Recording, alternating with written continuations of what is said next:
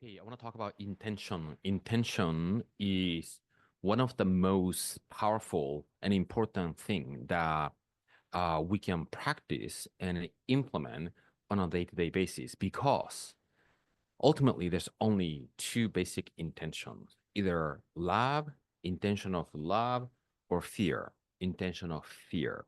So when you do something, when you decide something, when you begin something, you want to set an intention, which is the energy in which you enter to create a path. Because the way in which you enter, expand and set the tone and create a path of how you want the things to go. Yeah. So if you don't set intention, it becomes a mechanical, a transactional move. But when you set your intention, you are actually putting an energy into it and to create a vision and destination, a path, how you want the things to move forward.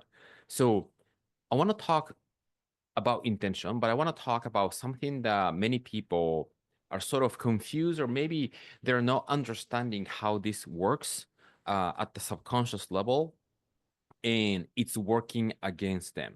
Yeah. Many people think the intention of love, but then they're operating from the intention of fear. Yeah. So, for instance, let me give you just one specific example. Let's say if you try to help somebody, right? But if you're trying to help somebody because internally and subconsciously you want to be accepted by that somebody, then consciously you might be thinking that I want to give to this person. That's an intention of love, intention of expansion. But subconsciously, there is a resistance inside of you that you want to be acknowledged, you want to be accepted, you want to be included. So the underlying urge to want to be a part of, to be included, which is the fear-based intention, is driving that behavior. Does that make sense?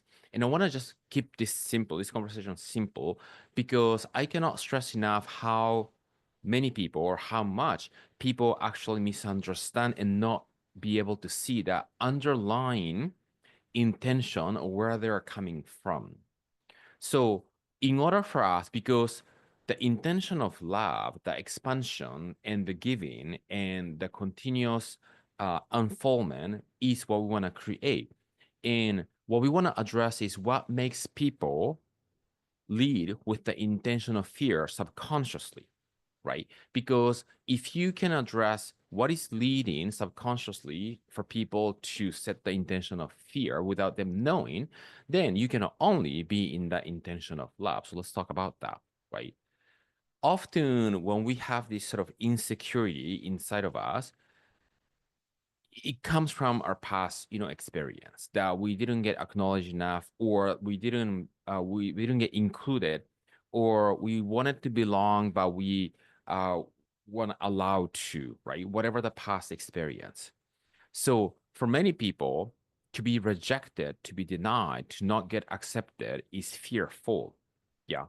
So in order to not to experience that survival mode, they try to do something to somebody to be able to be included. But then, because that energy is working against you and contradictory, we want to release and let that go. So what we want to do is to begin identifying what is that part of us, right? What is that part of us that is frightening and then fearful, and begin filling that gap and the hole by ourselves, instead of, because if that hole and the gap inside of us is not being filled and feel full, we will look for the outside to fill that space and the hole, what's missing, what's lacking. Does that make sense? If your inside is abundant and full and there's no lack, you're not gonna seek that from the outside. So how much can we accept ourselves? How much can we acknowledge ourselves? How much can we create that sense of plenty, sense of abundance inside of us, by ourselves first to work on and practice that. So our cup is full, then the only thing, the intention that we can lead our moment to moment is to give, to share, right? And then you don't get attached to receiving back because you have plenty. Does that make sense? You have plenty of love. You have plenty of self-respect. You have plenty of acceptance. You have plenty of acknowledgement to feel powerful about yourself. You do not need any validation or any acknowledgement, recognition from the outside. If somebody give that to you, you appreciate it. But that's not going to be what you feel dependent on in order to do any action. Does that make sense? Now, when you start recognizing that part of us and when you start practicing feeling yourself by ourselves, that hole and the gap, you will only be operating from the intention of love because you have so much of it and you want to share that to the world. So practice intention of love by acknowledging what is the hole and the gap that we need to feel and begin feeling it by ourselves. And that's going to serve you a long way, and that's going to impact you in every area in your life. So if you have any question, please comment, and then please share what you took the most away from this video. Thank you for watching, and I'll see you in the next video.